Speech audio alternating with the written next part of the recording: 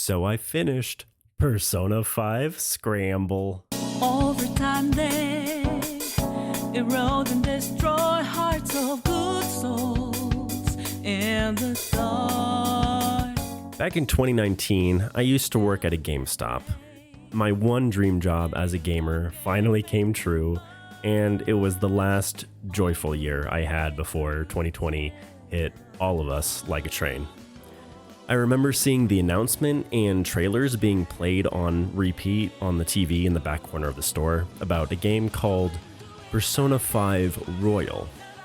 I didn't know nothing about the Persona series, let alone the Shin Megami Tensei series, but as soon as I learned that it was a turn-based JRPG, it was well enough for me to go down the abyss-level rabbit hole that is Atlas Studio as a whole. I wouldn't play Persona 5 Royal until eventually getting a PS4 from the same GameStop that I worked at, and later ordering a Steelbook copy in March of 2021.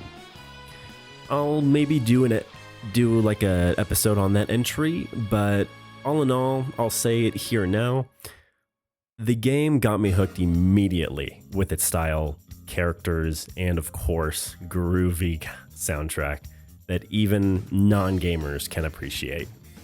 It was the first video game I unintentionally played for 10 hours, and to this day, the longest video game I played, clocking in 110 hours. Hell, I didn't even get a 5-star confidant level with Kasumi Yoshizawa unable to play the bonus third trimester, so that's probably, 15 hours or so not accounted for, but one of these days, I will get to it. Now, as soon as I heard Persona 5 Scramble came out and that it's a direct sequel, I instantly bought it on Steam. I think at the time it was only the second Persona/SMT game that was on PC, and of course, even though I was excited to play it, it just sat there in my library. I guess a part of me was just worn out from my playthrough and wanted to play some more FF14 at the time. Fast forward to today, the summer of 2026. Persona 6 is teased, Persona 4 Revival finally has a release date, and I had finished playing Persona 3 Reload along with episode Aegis 2 years prior. Yeah, I'd say I'm definitely in the mood to play some Persona again and to get me hyped. All the same English voice actors also return for their roles in Scramble, which is one thing gamers and consumers alike take for granted with sequels in general some of the time, I've noticed. The story goes of Persona 5 Scramble, The Phantom Strikers, follows Morgana and Joker going back to Shibuya for summer break, as is everyone else in Shibuya. The Phantom reunion is on, and it doesn't seem like the city has changed since Joker and Morgana left. While exploring the city with Ryuji, they come across a grand opening of a fashion store based on a fashion model named Alice. She invites everyone in and gives a special friend code to the crowd using Emma, a AI social media tool everyone is now using. Seriously, the timing of playing this game was kind of serendipitous. Emma takes everyone with the code, including Joker, Ryuji, and Morgana, to a jail, a type of cognitive space, where people's desires get stolen and given to the monarch, turning them into loyal, brain-dead servants. The Phantom Thieves are being framed for this widespread change of heart epidemic, and it's up to the crew to take a trip around Japan, clear their names, discover who is creating these jails and monarchs, while having some summer fun. Now, I'll admit, I played on easy mode since it's been quite some time since I played a hack and slash type of video game, and part of me kind of regrets that decision since I was just mashing X and only using Persona skills to make fighting go faster instead of having to think strategically for every move and really thinking who needed to be in my party for each jail. But what instead kept me playing was the whole road trip around Japan aspect and the summer vibes it had. I was playing P5 Scramble on my own summer vacation from work, and currently producing this very episode at the same time, so I guess waiting all these years worked out.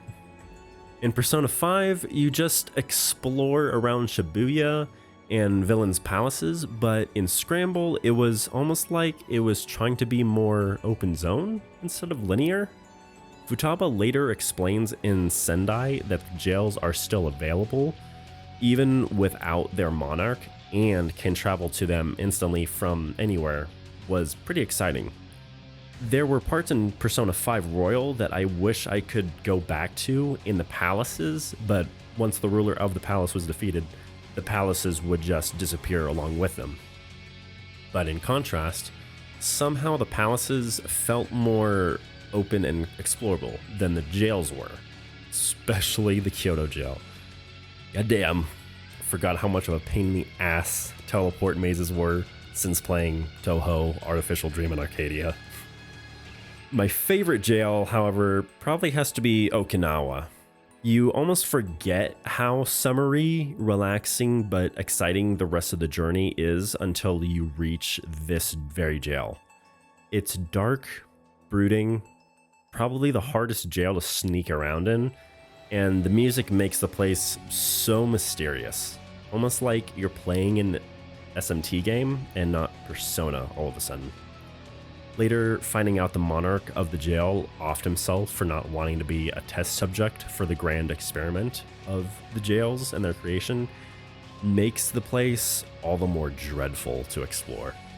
Now, speaking of mysterious music going on with the jails, the OST has a nice blend of new music and recycled just enough original songs to not make it seem sort of self-plagiarizing. If you have, say, Clone Hero, I definitely recommend playing songs like Daredevil and Counter-Strike, either on drums or guitar. It's so much fun. And there is some remixes of the originals exclusively for Scramble. I think Last Surprise, Blooming Villain, and Rivers in the Desert. They're all fucking certified bangers. Especially Rivers in the Desert. One of the best video game songs ever, in my opinion.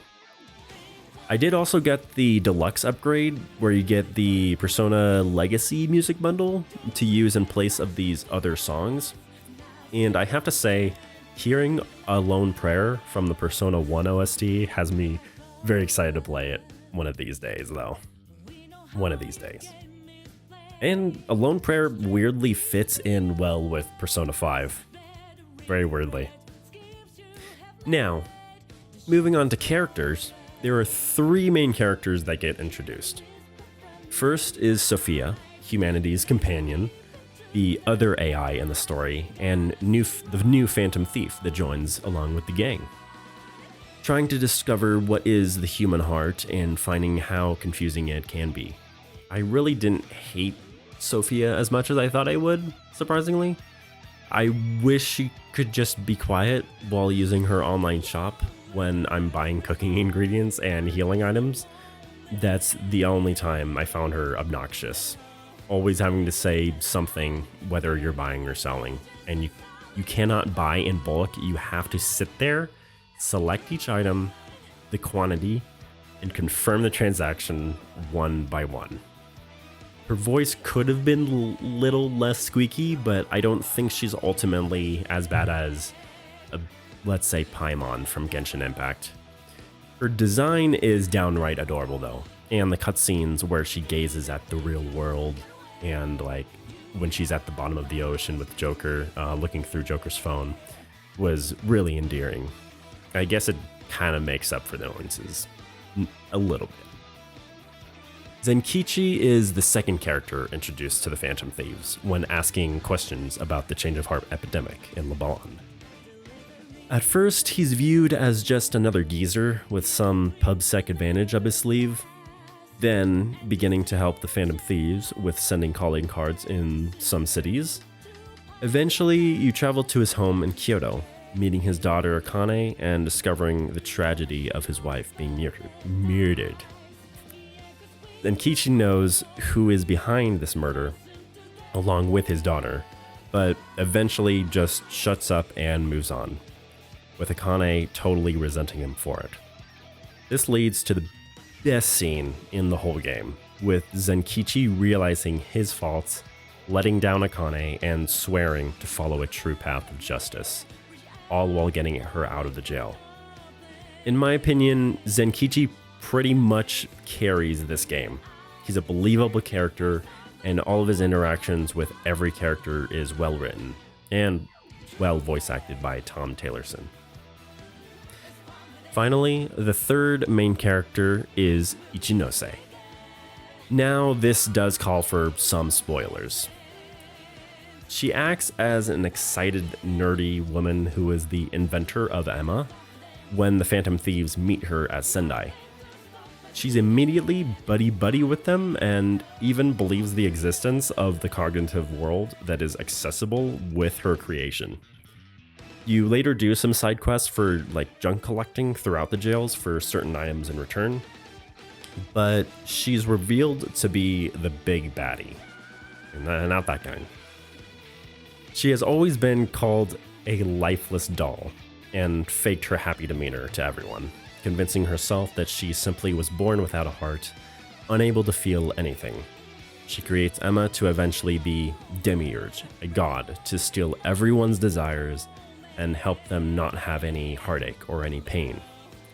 But when Sophia finally breaks through to Ichinose, explaining why Ichinose only thinks she's a doll and how Sophia understands the human heart because of being with the Phantom Thieves, it all leads to a big, sad crying sequence and a well-deserved redemption for Ichinose. A lot of Persona 5 antagonists' apologies, specifically, always seemed a little stale after going through each one. Changing every heart, seeing the bow, the confession to the police and the public. It's all cool for the first two villains, but in Scramble, Ichinose was the only one that actually was crying out of self-discovery. Why she was doing the things she was doing for Emma and forcing her ideals on others. Not just, damn, sorry guys, guess I'm going to prison. Better get the handcuffs on me now. And the final scene, she goes on her own journey to research the human heart or human will, whatever have you, with Sophia in hand. Ichinose was really a breath of fresh air in my eyes when it came to Persona 5 villains. Oh, and also, fuck yeah, fuck you. I knew she was the bad guy all along. She seemed just a little too cheery. And seeing her walk out from behind the Ark of the Covenant gave me such happy goosebumps. Actually, you know what? I take it back when I said about Zenkichi's awakening. This scene was a great payoff for me. This is my favorite scene right here. All in all, Persona 5 Scramble, The Phantom Strikers, was ultimately a better sequel than I thought it would be. And if you played Persona 5 or The Royal like me, do give this sequel a shot. It's about 35 hours and I beat it in 3 weeks. I don't know if or when I'll get to P5 Tactica or the Phantom X, but I really am excited for P4 Revival and Persona 6. At this point in time, and in comparison to what I knew in 2019, I can call myself an Atlas fanatic. And again, I definitely will play Persona 1 and 2, just to say that, hey, I'm hardcore. I'm not like the rest. But yeah, that's my experience with Persona 5 Strikers. Thank you all so much for listening. If you have any recommendations for what I should play next or review, please hit me up in the comments below. Of course, subscribe, hit the like button, the bell, and the shit if you like this episode. See you guys later.